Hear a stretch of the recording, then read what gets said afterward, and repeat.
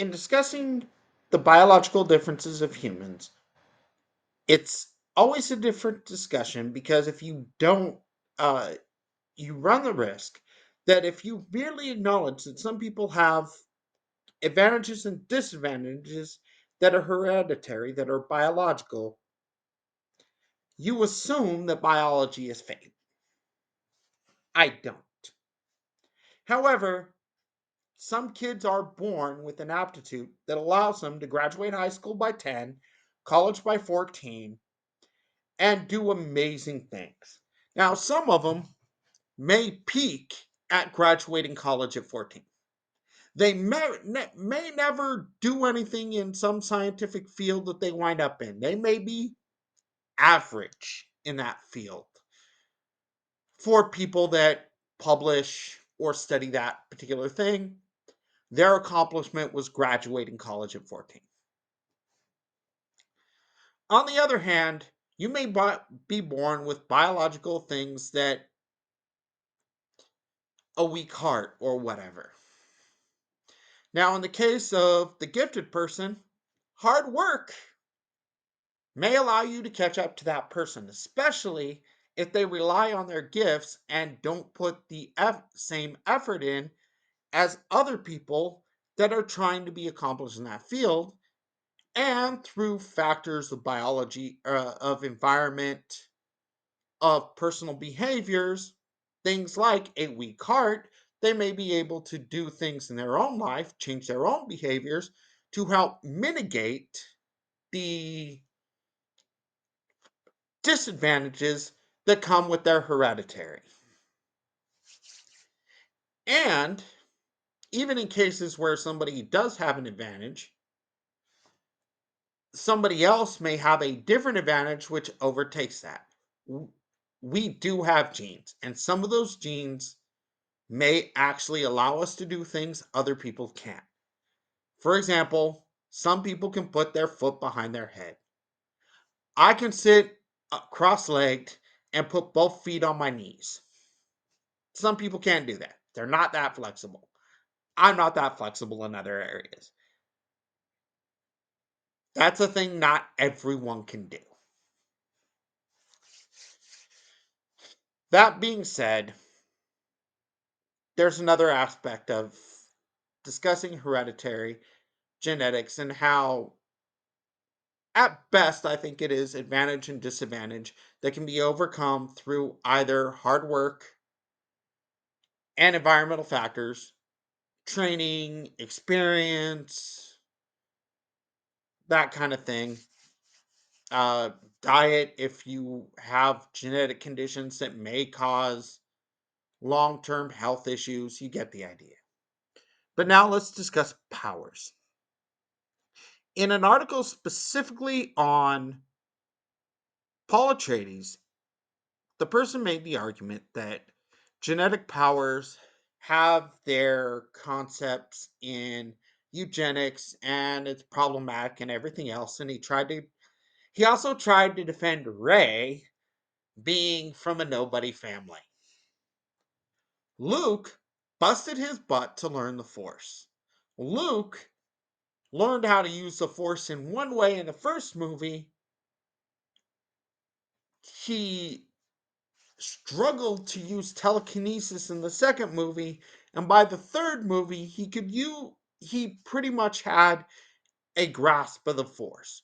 Rey was doing almost everything he did by the third movie in the first movie. That's why people call her a Mary Sue. It was easy for her. She defeated the main villain at the end of the first movie, and we were still supposed to watch it for another. She was still supposed to be fighting him for another movie, which diminished him as a villain. And many of us felt like they diminished Luke in order to make her look good. That's why there's criticism of that character. If she was treated with a little bit more care, she probably could be a good replacement to Luke. Or rather, the next in line, not a replacement for Luke.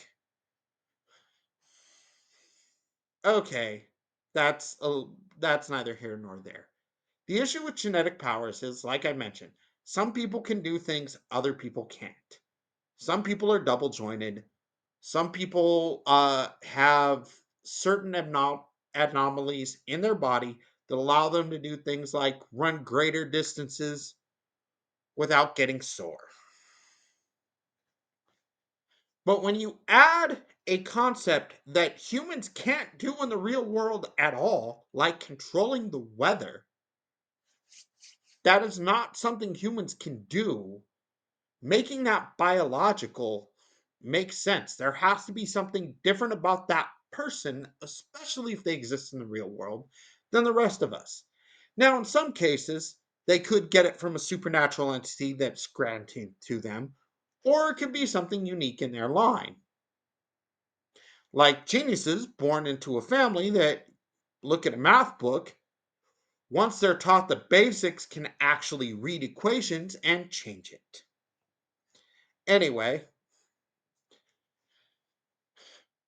but what biological powers allow to happen is discussions on ethics and morals, on how we treat a minority that is actually dangerous.